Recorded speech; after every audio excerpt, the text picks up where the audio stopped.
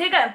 अभी हम पढ़ेंगे geometrical representation of complex number, geometrical interpretation of complex number या फिर रिप्रेजेंटेशन ऑफ कॉम्प्लेक्स नंबर भी आप बोल सकते हो इसको। ठीक है, अगर मैं यहाँ पे लेती हूँ z is equals to x plus i y be a complex number. ठीक है, अगर मेरे पास एक कॉम्प्लेक्स नंबर है z is equals to x plus i y, z is equals to x plus i y मेरे पास एक कॉम्प्लेक्स नंबर है। अच्छा, आप लोगों जानते हो कि ये जो कोऑर्डिनेट सिस्टम है, कोऑर्डिनेट सिस्टम में ये रियल एक्सिस होता है, नहीं मतलब आप जानते हो कि इसको एक्स एक्सिस बोला जाता है, इसको वाई एक्सिस बोला जाता है ना। तो ये एक्स एक्सिस जो होता है इसको हम रियल एक्सिस बोलते हैं, और ये वाई एक्सिस जो होता है इसको हम इमेजिनरी एक्सिस बोलते हैं। आप सभी को पता ही होगा कि ये फर्स्ट क्वाड्रेंट, ये सेकंड क्वाड्रेंट, ये थर्ड क्वाड्रेंट, ये फोर्थ क्वाड्रेंट होता है। ठीक है, अगर मैं आपको बोली कि इस देखो, मैंने आपको पहले ही बताया कि x प्लस आई वाई अगर कोई कॉम्प्लेक्स नंबर होता है तो इसको हम एक्स वाई में रिप्रेजेंट कर सकते हैं। ठीक है, तो x इसमें x क्या होता है, रियल पार्ट होता है, और y जो होता है इमेजिनरी पार्ट होता है। अगर x रियल पार्ट होता है तो x किसी भी रियल एक्सिस में होगा ना, तो ये रियल एक्सिस में मैंने एक पॉइंट दिया x। ठीक है, और सिमिलरली मैंने एक पॉइंट लिया y एक्सिस में जो कि है इमेजिनरी नंबर y है ना, तो इमेजिनरी एक्सिस में y एक पॉइंट लिया। अच्छा, दोनों को ऐसे परपेंडिकुलर ड्रॉ करके यहाँ पॉइंट में ज्वाइन कर दिया। लेट्स सपोज भी पॉइंट भी पी एक्स वाई। अभी अगर मैं इसको ऐसे ओरिजिन से ज्वाइन करूँ, और ये इसको हमें थीटा, इसको हम थीटा क्यों दे रहे हैं ये आगे हम पढ़ेंगे। ठीक है ना। अच्छा, अभी हम जानते हैं कि मॉडुलस ऑफ कॉम्प्लेक्स नंबर कैसे निकालते हैं। अच्छा, यहाँ पे देखो, ये ओपी नंबर, ये ओपी जो डिस्टेंस है ना, इसको बोला जाता है मॉडुलस। ठीक है ना, मॉडुलस निकालने के लिए डिस्टेंस। आप सभी ने डिस्टेंस फॉर्मूला 10th में पढ़ा ही होगा। अगर हम दो पॉइंट के बीच डिस्टेंस निकाल रहे हैं, तो अगर एक पॉइंट है x1 y1 और एक पॉइंट है x2 y2, तो इनके बीच डिस्टेंस निकालने का डिस्टेंस फॉर्मूला क्या होता है, x2 माइनस x1 का square plus y2 minus y1 का स्क्वायर का रूट ओवर, होल का रूट ओवर होता है ना।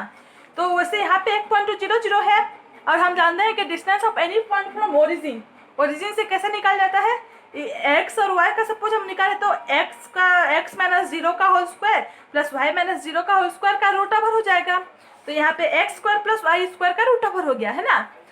तो इसको हम देखो लिखते कैसे हैं, if z is equals to x plus i y एक कॉम्प्लेक्स नंबर गिवन है हमको, देन z मॉडुलस को ऐसे लिखा जाता है, z ऐसे दोनों तरफ एक एक लग के, तो इसको हम z मॉडुलस बोलते हैं। ठीक है ना, z modulus is equals to x square plus y square का रूट ओवर, इसको बोलते हैं मॉडुलस ऑफ z। z मतलब कॉम्प्लेक्स नंबर, और भी क्या बोलते हैं इसको हम absolute value of a complex number भी बोल सकते हैं। समटाइम्स आपको एग्जाम में आ जाते हैं कि find the modulus of the complex number this, और फिर ऐसे भी आ जाता है find the absolute value of the complex number z is equals to this, है ना।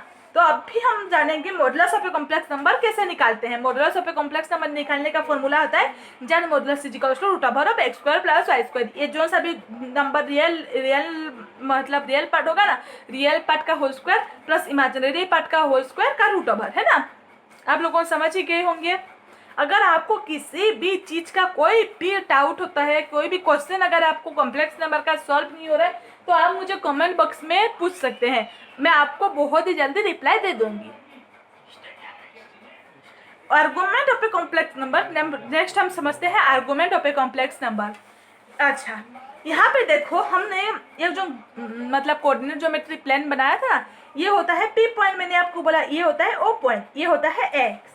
अगर मैं एंगल एक्स ओ पी का बात करूं, तो एंगल एक्स ओ पी को मैंने थीटा रिप्रेजेंट किया है, तो tan theta is equals to क्या होगा।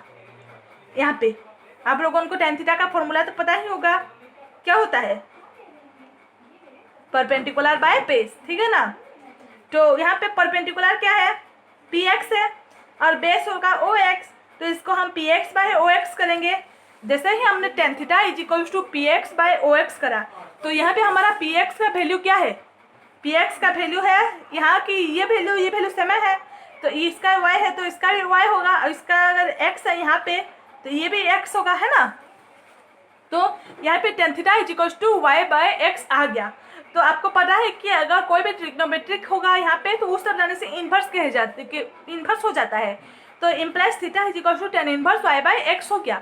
तो ये जो theta is equals to tan inverse y by x हमको मिला है, ये होता है आर्गुमेंट ऑफ जेड और एम्पलीट्यूड ऑफ जेड। इसको हम आर्गुमेंट भी बोल सकते हैं और एम्पलीट्यूड भी बोल सकते हैं। इसको रिप्रेजेंट कैसे करा जाता है, A R G of z और A M P of z, ठीक है ना। इसको हम ऐसे बोलते हैं, आर्गुमेंट ऑफ जेड और एम्पलीट्यूड ऑफ जेड। फिर जेड एक कॉम्प्लेक्स नंबर है एक्स प्लस आई वाई, ठीक है ना। जेड अगर कोई भी एक कॉम्प्लेक्स नंबर है, z is equal to x plus i y, तो अगर हमको बोला है कि आर्गुमेंट ऑफ जेड निकालो या फिर एम्पलीट्यूड ऑफ जेड निकालो, तो हम क्या करेंगे, simply theta is equal to tan inverse y, मतलब इमेजिनरी पार्ट जो भी होगा वो डिवाइडेड बाय एक्स कर देंगे। और सिमिलरली थीटा अगर टेन इनवर्स 1 आता है, 2 आता है, √2 आता है, कुछ भी आता है, तो आपको थीटा तो मिल ही जाएगा कि उसके कौन से वैल्यू के लिए सेटिस्फाई करता है, ठीक है ना। तो उस हिसाब से आप निकाल सकते हैं।